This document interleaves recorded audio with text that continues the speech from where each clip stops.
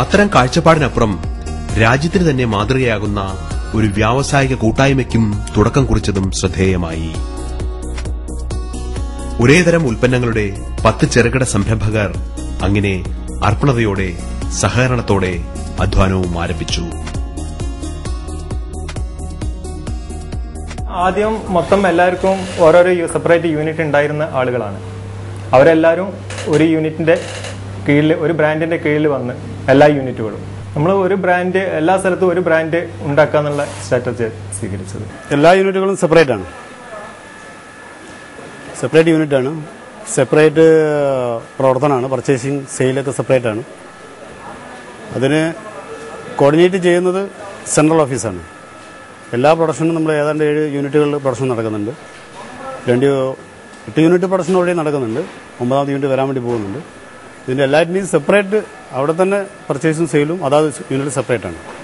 ഇത് coordination centralised ഓഫീസിലാണ്. PVCയിൽ കുറെ വർഷങ്ങളായിട്ട് ഇതിൽ വർക്ക് ചെയ്ത ആളുകളാണ്.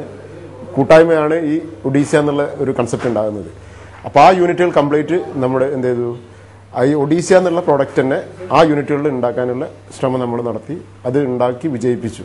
ഞങ്ങൾ 10 പേരും ഒരേ മെയ്യോടെ വർക്ക് ചെയ്യുന്നതിന്റെ ഭാഗമായിട്ട് നമ്മൾക്ക് അതിനനുസരിച്ച് ട്രെൻഡും അതാത് ഡിസ്കഷൻ, ഓരോ സമയത്തും കൃത്യമായി ചെയ്യേണ്ട കാര്യങ്ങളെക്കുറിച്ചുള്ള ഡിസ്കഷനും അതാത് സമയത്ത് അതിനുവേണ്ട കാര്യങ്ങൾ ചെയ്തുകൊണ്ട്, ഇപ്പോൾ നമ്മുടെ 3ാമത്തെ യൂണിറ്റ് ഫുള്ളി ഓട്ടോമാറ്റിക് മെഷീനിൽ വരുന്ന യൂണിറ്റാണ് 3ാമത്തെ യൂണിറ്റ് വരുന്നത്. അപ്പോൾ അതാത് ഘട്ടത്തിൽ വേണ്ട കറക്റ്റായിട്ടുള്ള ഡിസിഷൻ എടുക്കുന്നതിൽ നമ്മളുടെ ചെയർമാനും നമ്മളുടെ എല്ലാ ഡയറക്ടർമാരും ഒത്തൊരുമയോടെ പ്രവർത്തിക്കുന്നതിന്റെ ഭാഗമായിട്ടാണ് നമുക്ക് വളരെ നല്ലൊരു ഔട്ട്പുട്ട് വരാൻ. ഈ കൂട്ടായ്മ കോഴിക്കോടിന്റെ വിവിധ ഭാഗങ്ങളിലായി നിലനിർത്തിയിരിക്കുന്ന ചെരുപ്പ് നിർമ്മാണ യൂണിറ്റുകളിലൂടെ വ്യത്യസ്തവും വർണ്ണാഭവുമായ പാദരക്ഷകളാണ് മാർക്കറ്റിലെത്തിക്കുന്നത്. കേന്ദ്രീകൃത മേൽനോട്ട രീതിയിൽ നിർമ്മിക്കുന്ന ഇവ 2 പ്രധാന ഘട്ടങ്ങളിലൂടെയാണ് നിർമ്മിച്ചെടുക്കുന്നത്. ചെരുപ്പുകളുടെ മേൽഭാഗമായ അപ്പറും സോൾ ഭാഗം ഉൾപ്പെടുന്ന ലോവറും.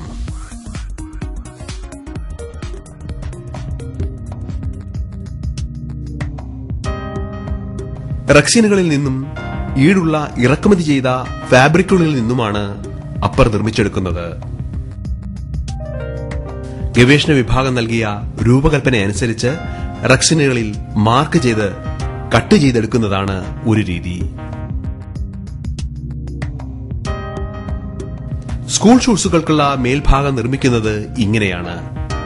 ഒരു ഷൂവിന് 18ഓളം ചെറു ഘടകങ്ങളാണ് ഇത്തരത്തിൽ തുന്നിയെടുക്കുന്നത്.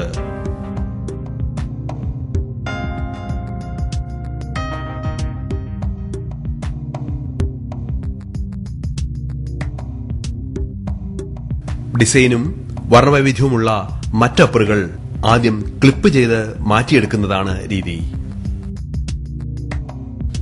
വള്ളികൾ പൊട്ടാതെയും വിട്ടുപോകാതെയും നിലനിർത്തുന്നതിനാണ് ഈ ക്ലിപ്പിംഗ്.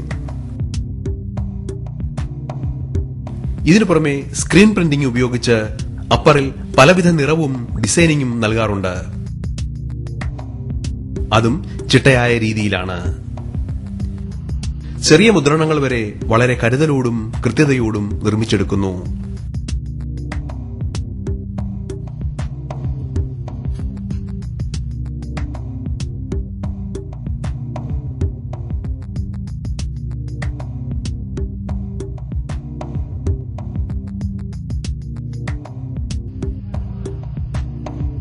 അപ്പർ പൂർത്തിയായാൽ പിന്നെ ഇറ്റാലിയൻ സോൾ നിർമ്മാണ രീതിയിലേക്ക് കടത്തി കാസ്റ്റിംഗ് ആണ്. ഇറ്റാലിയൻ ടെക്നോളജിയിലൂടെ കാസ്റ്റ് ചെയ്തെടുക്കുന്നത് പൂർണ്ണമായും യന്ത്രസഹായത്തിലൂടെയാണെന്ന് പറയാം. അയനോർ, പോളിയോൺ എന്നീ രാസമിശ്രിതങ്ങൾ ശരിയായ അനുപാതത്തിലാക്കി മോഡിൽ പമ്പ് ചെയ്തിറക്കിയാണ് PV ലോവർ സജ്ജമാക്കുന്നത്. ഇവയ്ക്ക് ഇഷ്ടാനുസരണമുള്ള നിറവും നൽകുവാൻ കഴിയും.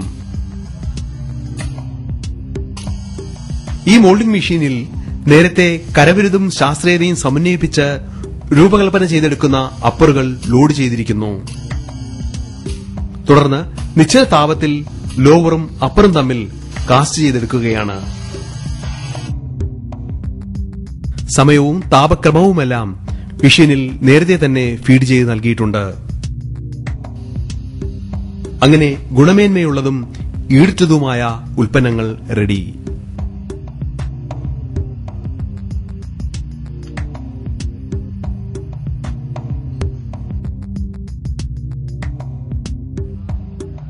ഇവ പിന്നീട് കട്ടിംഗ് മെഷീനിലൂടെ ആകൃതിക്കനുസരിച്ച് കട്ട് ചെയ്തെടുക്കുന്നു.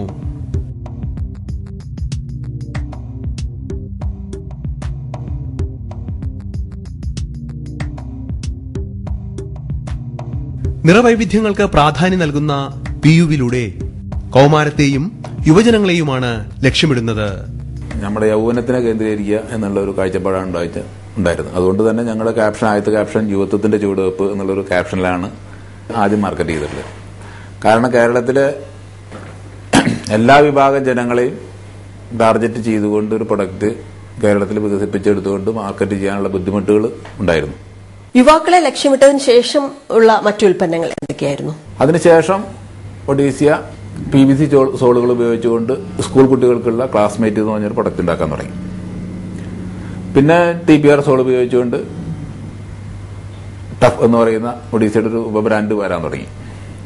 അങ്ങനെ ഇപ്പം ഞങ്ങൾ ധാരാളം സോളുകൾ ഉപയോഗിച്ചുകൊണ്ട് PVC ഉപയോഗിച്ചുകൊണ്ട് TPR ഉപയോഗിച്ചുകൊണ്ടുള്ള സോളുകൾ ഉപയോഗിച്ചുകൊണ്ട് പിന്നെ PVC സോൾ ഉപയോഗിച്ചുകൊണ്ടുള്ള ചെരുപ്പുകളൊക്കെ ഉണ്ടാകും. ഞങ്ങൾക്ക് ഇപ്പോൾ നിലവിൽ 7 യൂണിറ്റുകളാണ് ഞങ്ങൾക്കുള്ളത്. ആ 7 യൂണിറ്റുകളും ഒഡീസിയ എന്ന് പറയുന്ന പ്രൊഡക്റ്റിന്റെ വിവിധ തരത്തിലുള്ള പ്രൊഡക്റ്റുകൾ ഉത്പാദിപ്പിക്കുന്നുണ്ട്.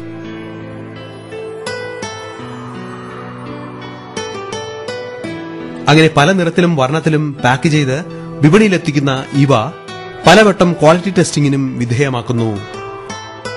ലോവറിന്റെ ഈട്, മിശ്രിത കൂട്ട്, അപ്പറിലെ ക്ലിപ്പിംഗിന്റെ ക്ഷമത എന്നിവയാണ് കൂടുതലായും പരിശോധിക്കുന്നത്. ക്വാളിറ്റി നമ്മൾ എവരിഡേ ക്വാളിറ്റി ചെക്ക് ചെയ്യുന്നുണ്ട്. അതിന് ക്വാളിറ്റി ചെക്കിംഗ് സംവിധാനങ്ങളുണ്ട്. അത് നമ്മൾ ഈ മെറ്റീരിയൽ ഒരു ദിവസം രാവിലെ പ്രൊഡക്ഷൻ തുടങ്ങുന്ന സമയത്ത് രാവിലെ തന്നെ ഫസ്റ്റ് മെറ്റീരിയൽ ഫീഡ് ചെയ്യുന്ന സമയത്ത് തന്നെ അത് ചെക്ക് ചെയ്തതിന് ശേഷം മാത്രമാണ് നമ്മൾ പ്രൊഡക്ഷൻ സ്റ്റാർട്ട് ചെയ്യുന്നത്. പിന്നെ അതിനുശേഷം അതിൻ്റെ സോള് നമ്മൾ ടെസ്റ്റ് ചെയ്യാൻ വേണ്ടി അതിൻ്റെ ടെസ്റ്റിംഗ് പിന്നെ ലാബറട്ടറീസിലേക്ക് അയക്കും. നമ്മൾ ഓരോ ഘട്ടത്തിലും ക്വാളിറ്റി ചെക്ക് ചെയ്തിട്ടാണ് നമ്മൾ പ്രൊഡക്ഷനിലേക്ക് വരുന്നത്. പ്രൊഡക്ഷൻ കഴിഞ്ഞിട്ട് എല്ലാ വർക്കും കഴിഞ്ഞ് പാക്കിങ്ങിന് മുമ്പേ ഫുൾ ക്വാളിറ്റി അഷുറൻസ് നൽകിയിട്ടാണ് നമ്മൾ പാക്ക് ചെയ്യുന്നത്.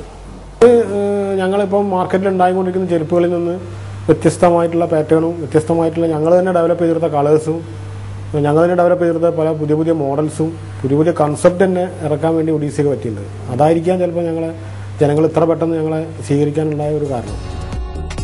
പല രൂപങ്ങളിലും ഭാവങ്ങളിലും